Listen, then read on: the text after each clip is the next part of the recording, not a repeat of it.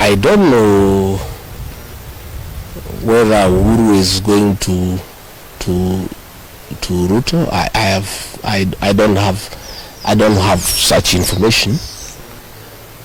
But I have said many times, the people of this region don't follow leaders. It's leaders who follow the people. I don't follow anybody myself. I only follow the people. I have said I have very extensive consultations with the people of this region so that we decide what is our political destiny. That consultation is ongoing. It's going on. It's very extensive. It's very thorough. And it's what I'm doing here. When you walked in, I was having some consultation, and I continue to do so. I'll never follow anybody. I'll always follow the people. Yeah.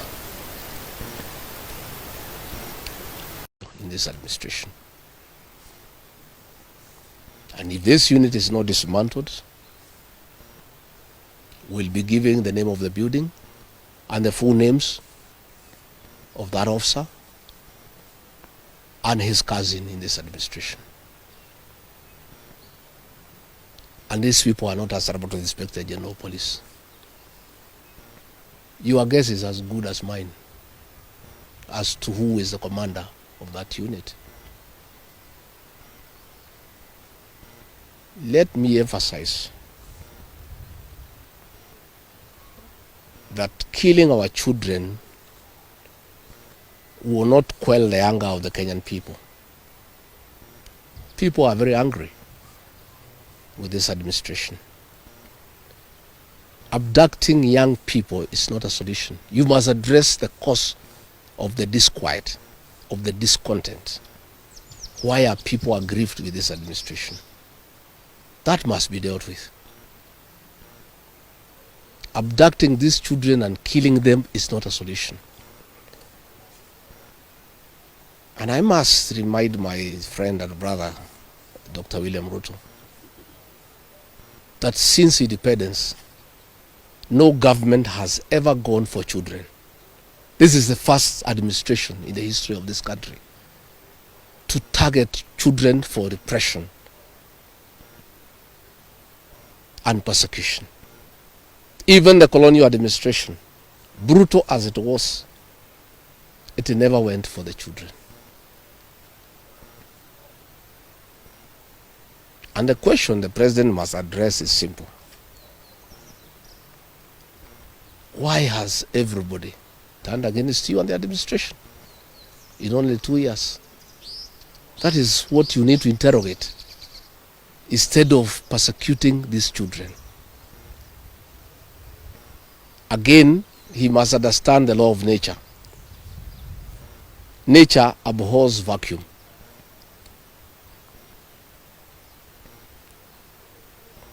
When you swallow the opposition and there is nobody to hold you to account,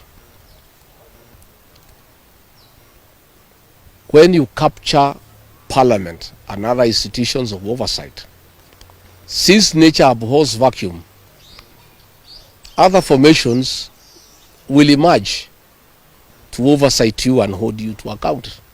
And that is how the church has come up to hold the government to account. And that is how these young Kenyans have come out to hold the government to account.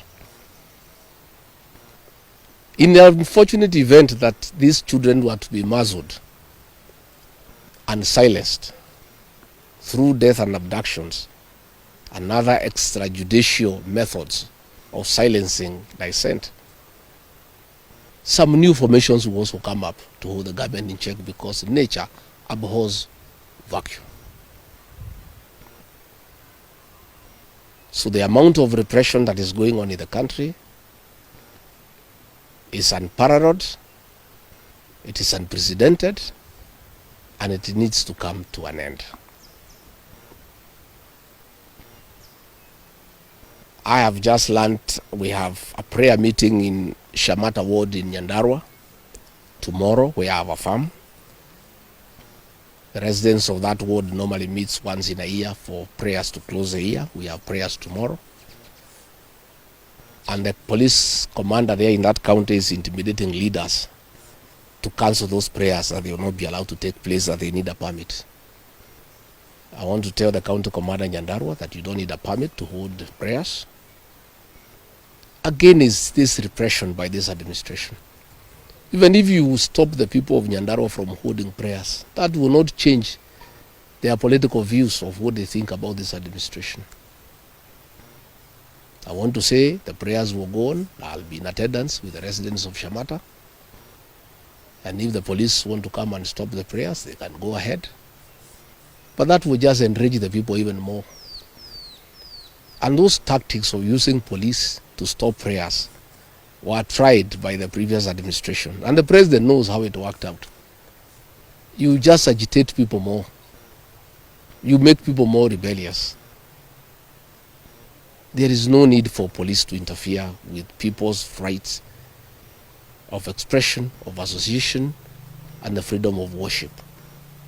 So I want again to ask the Inspector General of Police to tell his county commander in Nyandarua not to interfere with the rights of the people of that area to hold prayers and to congregate to pray together, because those rights are guaranteed in the Constitution. And this is not the way to deal with dissent and discontent. Let the government take time to find out why people are unhappy. Why are people so discontented with this administration? But try to stop people from meeting, from congregating, will not solve any problem. It will just magnify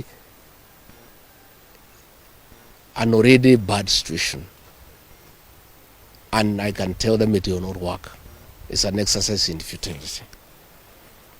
So good people, I just wanted to make those remarks about abductions, and I can answer one or two questions if there is.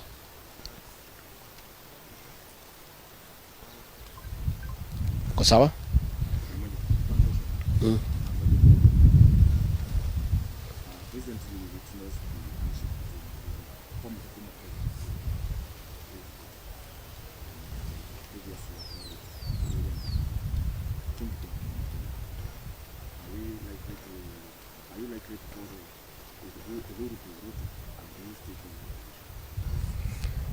I don't know whether Uhuru is going to Ruto. I don't have such information.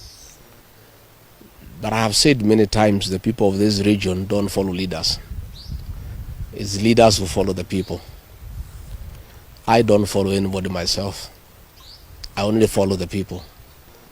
I have said I have very extensive consultations with the people of this region so that we decide what is our political destiny. That consultation is ongoing. It's going on. It's very extensive. It's very thorough. And it's what I'm doing here. When you walked in, I was having some consultation, and I continue to do so. I'll never follow anybody. I'll always follow the people. Yeah. Thank you very much. Asanteni sana.